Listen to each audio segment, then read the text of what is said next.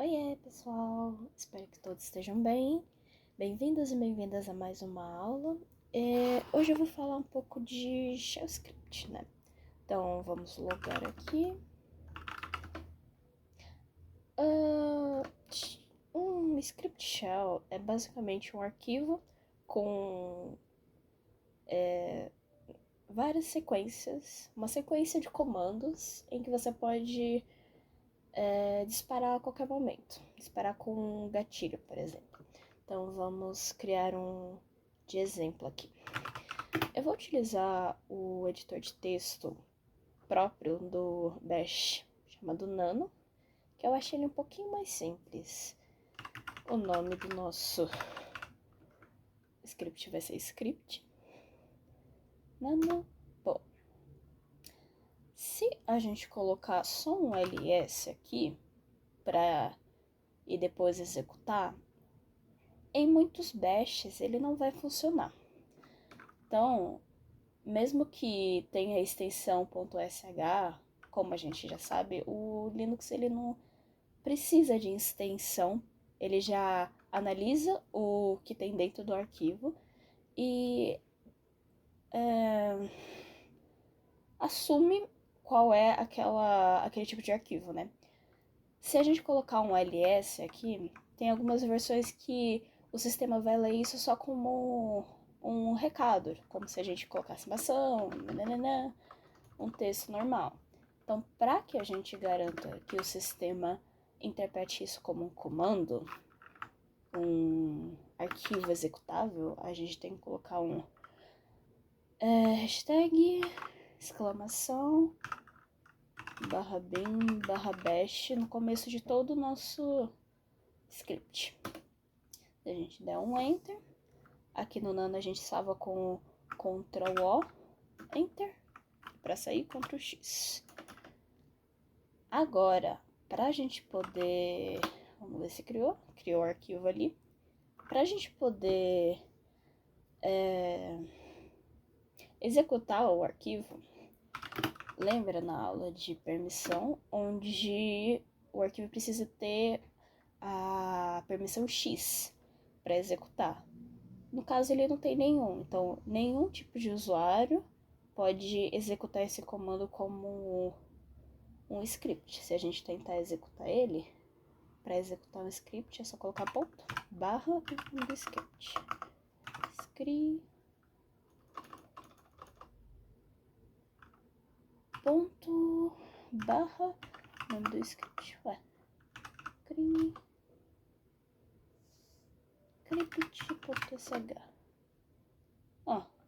Tá. Então, nem o tab, ele funciona. Porque como ele não tem nenhuma permissão de executar, quando você coloca o ponto, barra, ele só coloca itens que tem a permissão de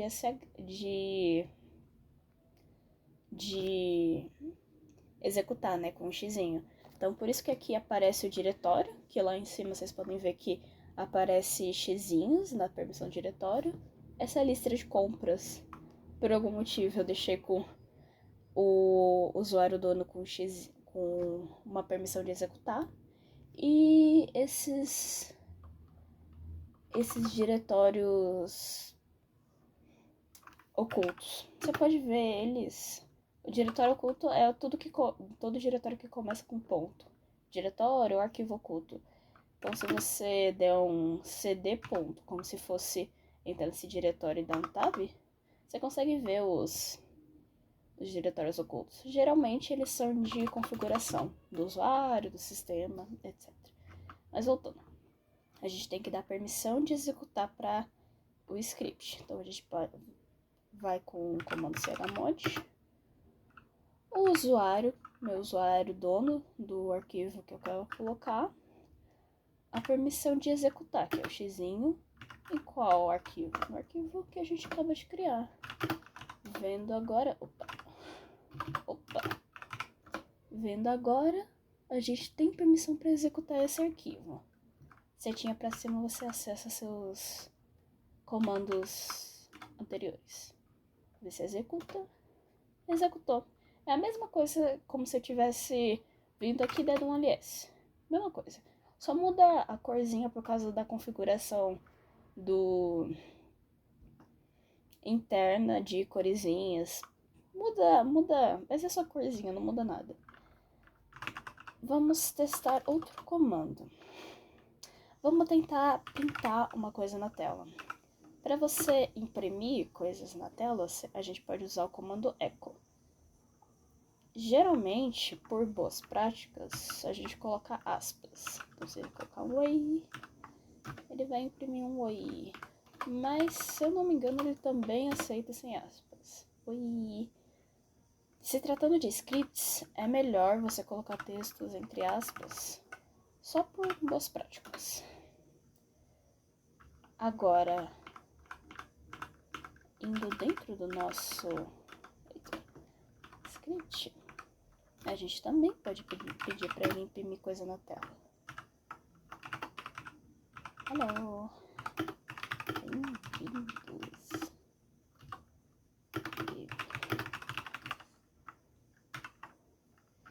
Ctrl X, Ctrl O, Enter, Ctrl X.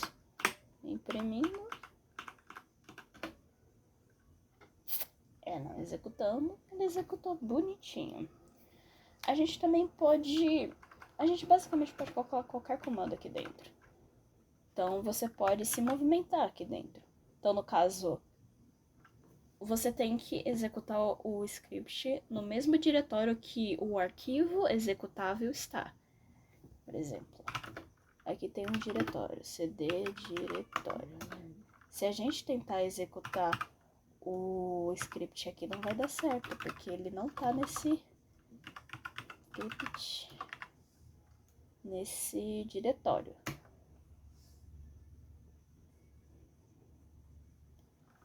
Deixa eu testar um negócio.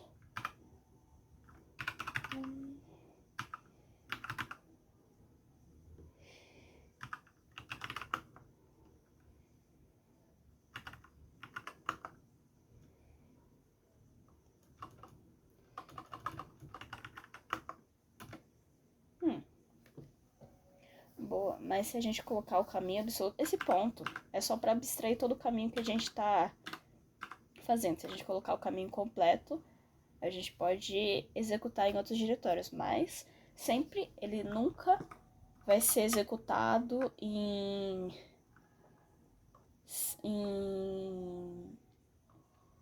outro diretório, a não ser aquele que o arquivo está. E também você tem que executar o arquivo onde ele está, e o seu usuário que vai executar, ele... Vamos voltar aqui. Vamos voltar aqui.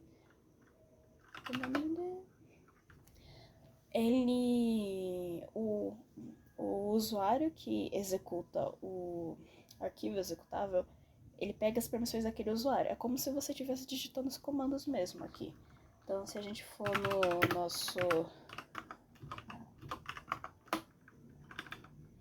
nosso script, der um cd, como o arquivo tá no /home /ana, dentro do /ana tem um diretório exemplo.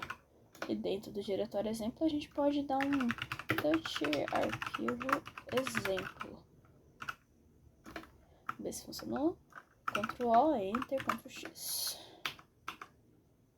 Lembrando que, vamos ver o que tem no diretório exemplo. Só tem outro diretório. Então, vamos voltar. Executar aqui. Ai, cadê? Aqui. Executar. Ele imprimiu. Vamos ver se foi. Diretório exemplo. Pimba. Olha o arquivo exemplo ali.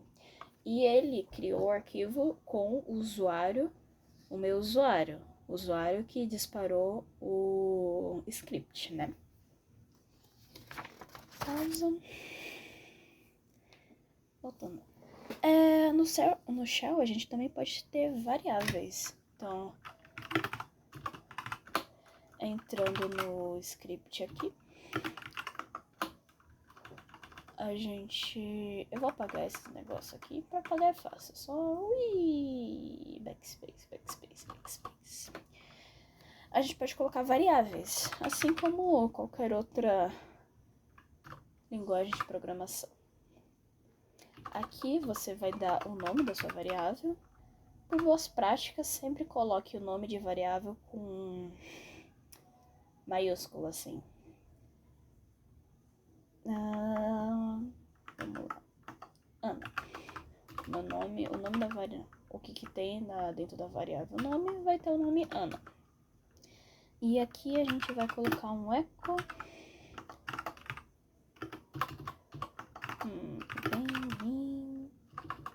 Bem-vindo.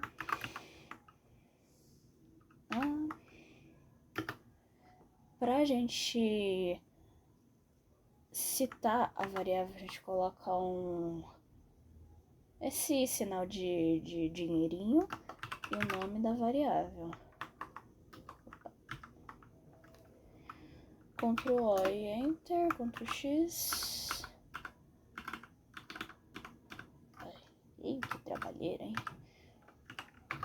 Script.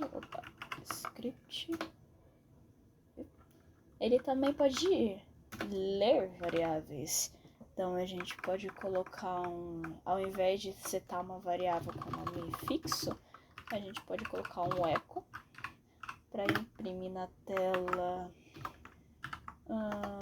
Digite seu nome. Opa. Acho que cadê 2 pontos aqui? Desculpa, aqui eu não configurei meu teclado direito ainda. Digite seu nome, fecha aspas, e aí a gente coloca um reach no. Então ele vai salvar o que for o que você digitar aqui na variável nome e vai aparecer aqui no bem-vindo abaixo. Ctrl O, Enter, Ctrl X, ver se funcionou. Digite seu nome. Ai, eu queria que ele não pulasse a linha. Ana. Bem-vindo, Ana. Yeah! Também podemos ter entrada de dados nessas variáveis. Cortei. Bom, no sistema temos... Bom, falando de variáveis, o sistema ele tem variáveis que chamamos de globais. Variáveis globais, variáveis do sistema, muda um pouco o nome, mas eu gosto de chamar de variáveis globais. Então, que elas são valores fixos guardados do sistema. Se a gente tem a variável, que ela carrega o nosso nome de usuário, né? Tá. Então, a gente coloca a variável user. Veja que eu não setei em nenhum momento a variável user dentro desse script. Ela vai mostrar a que está no sistema. Então, se a gente executar aqui, ele vai falar que meu usuário é Ana. A gente pode mostrar aqui o valor dessas variáveis. Use. Serve também para valores fixos, né? Então, isso ajuda bastante em scripts que você tenha que modificar algo no sistema, mas te poupe ao descobrir, até colocar o comando de descobrir o nome do usuário, fazer uns cortezinhos na saída, tals. A gente tem o diretório home, caminho para home. Não lembro se ele aparece completo. Nossa, essa aqui eu sempre esqueço. Tem a variável home.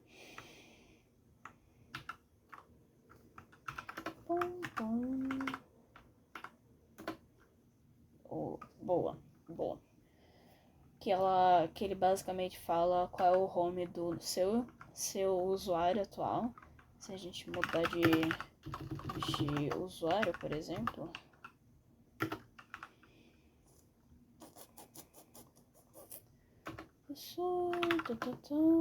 Isso aqui vai mudar.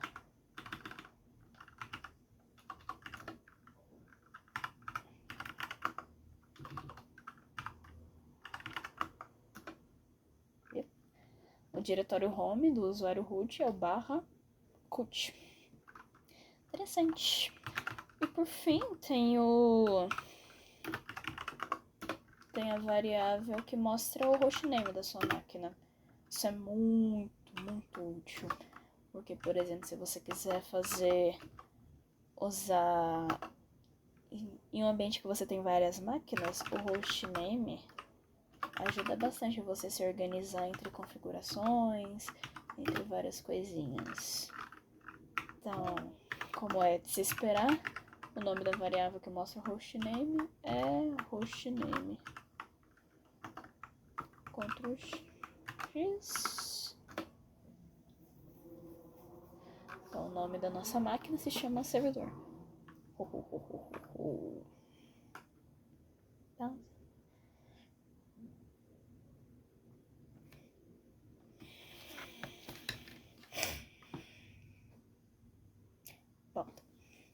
Bom,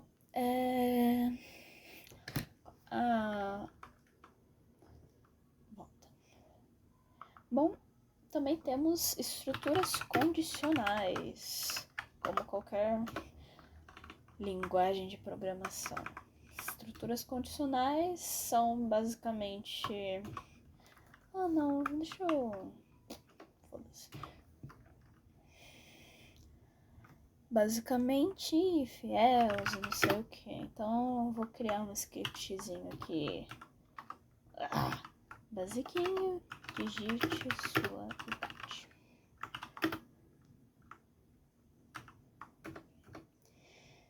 Então, a gente vai read idade. E dentro aqui a gente pode usar um if.